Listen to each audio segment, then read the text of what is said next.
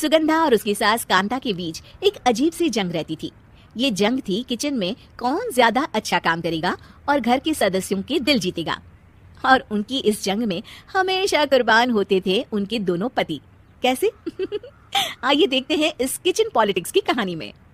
एक दिन किचन में, माँ जी आज मैं बना रही हूँ मेथी की सब्जी। इस खाने से घर वालों के पेट की सारी समस्या खत्म हो जाएगी। और मैं बना रही हूँ तड़के वाली छाछ, जिसे पीते ही गैस की समस्या कभी नहीं होगी।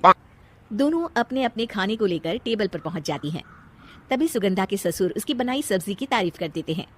अरे वाह, मेथी की सब्जी भी बनी है, बड़ी ही स्वादिष्ट है। वाह बहू वाह।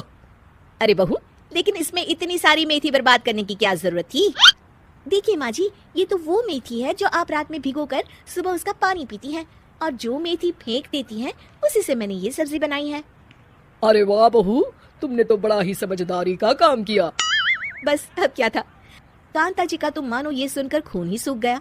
वो फैसला कर लेती है कि किसी भी तरह वो अपने खाने की तारीफ लेकर ही रहेगी और सुगंधा को किचन में उसकी कमियां गिनाएगी।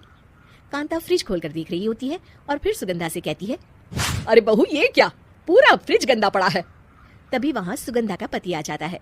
वो सुगंधा को डांट कर कहता है, सुगंधा, तुम्हें कितनी बार कह रखा है कि वायरस फैल रहा है, साफ सफाई का पूरा ख्याल रखना है, लेकिन तुम किचन में इतनी गंदगी रखोगी तो कैसे चलेगा।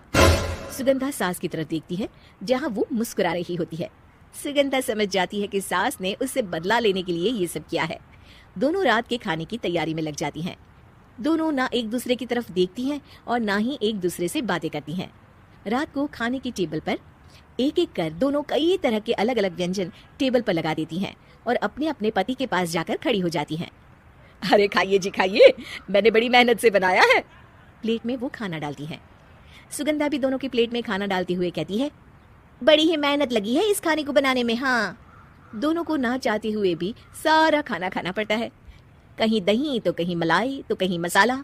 और इन सब के बाद दोनों बड़ी ही मुश्किल से अपने कमरे में सोने जाते हैं।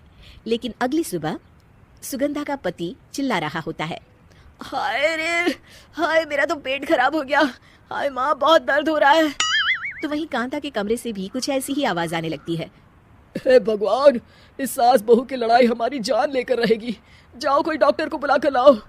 डॉक्टर आते हैं। दोनों को देखकर कांता और सुगंधा से कहती हैं, देखिए, आप दोनों इन्हें खाने में हल्का ही दीजिएगा। हो सके तो रात का खाना जल्दी खाया करे और वॉक किया करे। इतना कहकर डॉक्टर वहां से चले जाते हैं। जिसके बाद एक बार फिर से दोनों बहुएं किचन में जाती हैं और खाना बनाने में लग जाती हैं। रात में खाने के टेबल पर दोनों एक बार फिर से खाना लगाने लगती है। पापा जी, मैंने ये पतली मूंग की दाल की खिचड़ी के साथ ये पापड़ और पुदीने की चटनी भी बनाई है।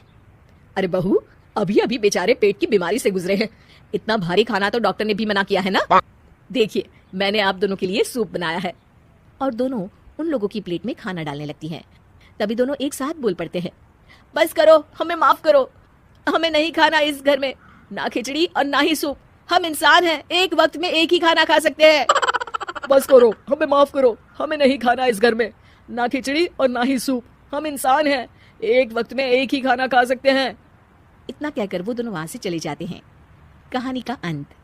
आप लोग उम्मीद कर रहे होंगे कि अंत में सब ठीक हो जाएगा।